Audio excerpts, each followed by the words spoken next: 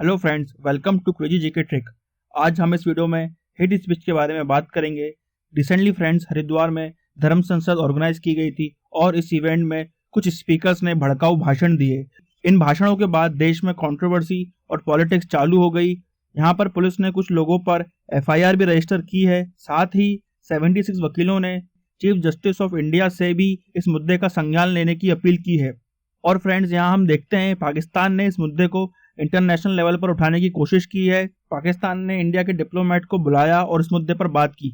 इस वीडियो में हम पाकिस्तान के बारे में तो डिस्कस करेंगे ही, साथ ही में हम देखेंगे हेट स्पीच क्या होती है, क्या लॉज हैं इंडिया में हेट स्पीच के रिगार्डिंग। उसी के साथ हम देखेंगे किस तरीके से हेट स्पीच को रोका जा सकता है और लास्ट में हम डिस्कस करेंगे क्या वे फॉरवर्ड है इस इशू पर। आइए अब हम समझते हैं पाकिस्तान ने हमारे इंडियन डिप्लोमेट को क्यों बुलाया। फ्रेंड्स, यहाँ पर पाकिस्तान ने इंडियन डिप्लोमेट सुरेश कुमार जी को बुलाया और पाकिस्तान ने यहाँ पर यह कहा कि इस तरह की हेट स्पीच एक चिंता का विषय है पाकिस्तान और पूरी दुनिया के लिए। पाकिस्तान ने यहाँ पर यह भी कहा कि वो इंडिया से आशा करता है कि इस इशू पर इंडिया इन्वेस्टिगेशन करेगा और फ्यूचर में ऐसा इशू देखने को नहीं मिलेगा। बेसिकली पाकिस्तान ने इस मौके का एडवांटेज उठाया है और वो चाहता है कि इंडिया की इंटरनेशनल रेपुटेशन और इमेज को धक्का लगे। यहाँ पर हम ये भी देखते हैं कि इंडिया ने कई बार पाकिस्तान के डिप्लोमेट्स को समन किया है और पाकिस्तान में हो रही हिंदुओं और सिखों के खिलाफ हिंसा को उठाया है। रिसेंटली पाकिस्तान में एक श्रीलंका के सिटीजन के साथ हिंसा हुई थी और उस हिंसा में उनकी मौत हो गई थी। तो यहाँ पर ये ज़रूरत है कि पाकिस्तान पहले अपनी कंट्री को संभाले, उसके बाद इंडिया की तरफ इशारा करे। खैर, ये तो बात हो गई इंटरनेशनल पॉलिटिक्स की और इंडिया पाकिस्तान रिलेशंस की, मगर अब हम देखते हैं हेट स्पीच आखिर में होती क्या है।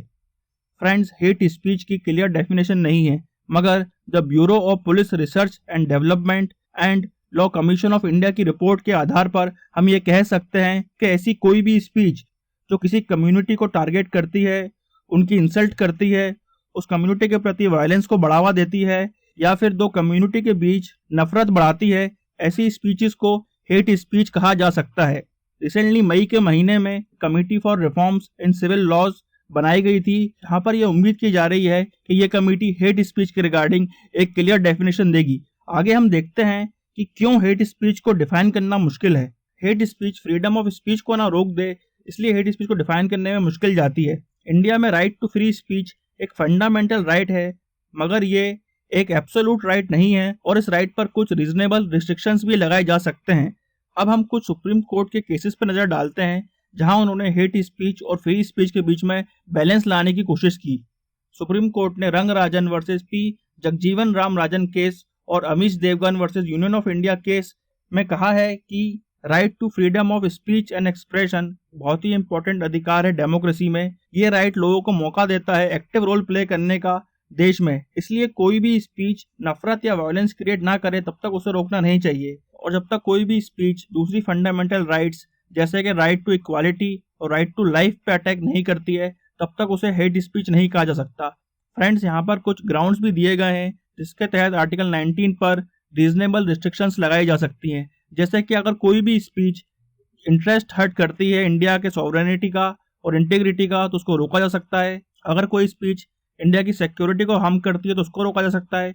अगर ऐसी कोई भी स्पीच जो इंडिया के फॉरेन रिलेशंस को खराब करती है फ्रेंडली कंट्रीज से, उसको रोका जा सकता है। ऐसी कोई भी स्पीच जो पब्लिक ऑर्डर, डिसेंसी और मोरालिटी के खिलाफ है, उसको भी रोका जा सकता है। साथ ही में ऐसी कोई भी स्पीच जो कोर्ट के ऑर्डर का या किसी को बदनाम करना चाहती है या किसी क्राइम को बढ़ावा देती है, इन स्पीचेस को भी रोका जा सकता है। तो फ्रेंड्स, यहाँ पर यह बात नोट करने वाली है, हेट स्पीच को भी रोका जा सकता है रीजनेबल रिस्ट्रिक्शन के तहत, जो कि हमको आर्टिकल 19 प्रोवाइड करता है। आइए अब हम देखते हैं इंडिया में क्या लॉज हैं हेट स्पीच के रिगार्डिंग। इंडियन पिनल कोड का section 153A and section 153B ये बोलता है कि ऐसा कोई भी एक्ट जो दो ग्रुप के बीच दुश्मनी और दुर्भाव को फैलाते हैं वो पनिशेबल है इंडियन पिनल कोड के तहत।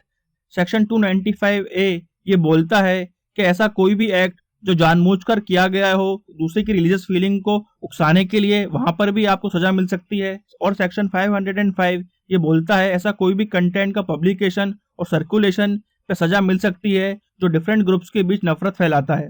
फ्रेंड्स, इसके अलावा भी कई लॉज हैं जहां पर हेट स्पीच के तहत आपको सजा मिल सकती है, जैसा कि the representation of peoples act 1951 Section 95 of the Code of Criminal Procedure Act, the Protection of Civil Rights Act 1955, the Religious Institution Act 1988, the Cable Television Network Regulation Act 1995, the Cinematograph Act 1952।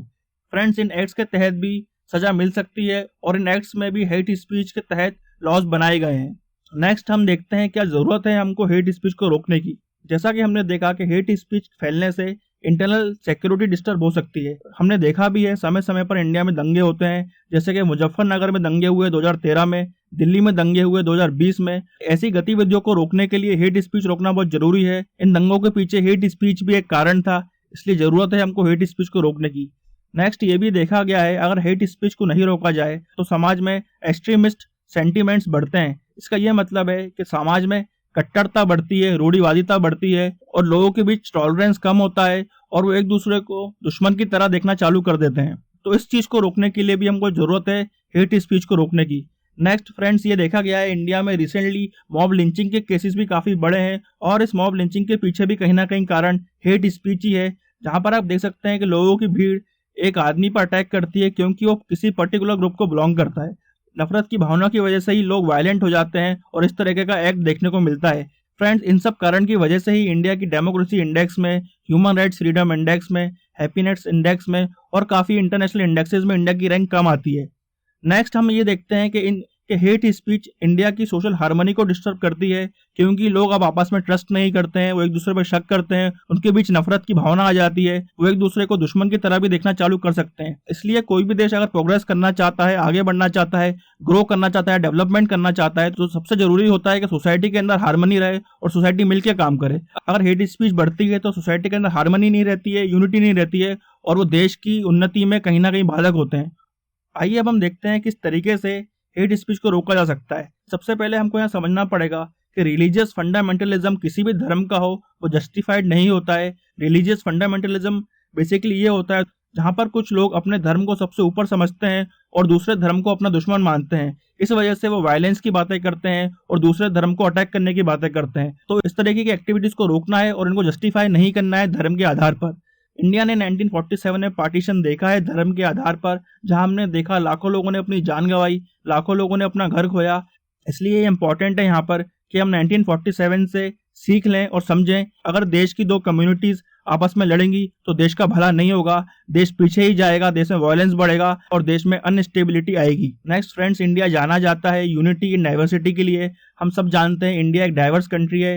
India में different religion के लोग रहते हैं, different languages के लोग रहते हैं, different culture के लोग रहते हैं, डिफरेंट एथनिसिटी के लोग रहते हैं और यही इंडिया की पहचान है और इस पहचान को हमको बना के रखना है और यही इंडिया की ताकत भी है। इंडिया अपनी इंक्लूसिवनेस के लिए जाना जाता है, इंडिया अपने समावेशी स्वभाव के लिए जाना जाता है, जहाँ पे आप देखते हैं इंडिया डिफरेंट तरीके के ओपिनियंस को, डिफरेंट आइडियोलॉजीज को, डिफरेंट बिलीव्स को अपने अंदर समा लेता है। फ्रेंड्स, इंडिया एक ऐसा पेड़ है जहाँ पे हर कलर के फ्लावर्स, फ्रूट्स और लीव्स देख सकते हैं। यही इंडिया की पहचान और ताकत है, तो इसको हमको बचा के रखना है और इसी चीज को हमको आगे बढ़ाना है।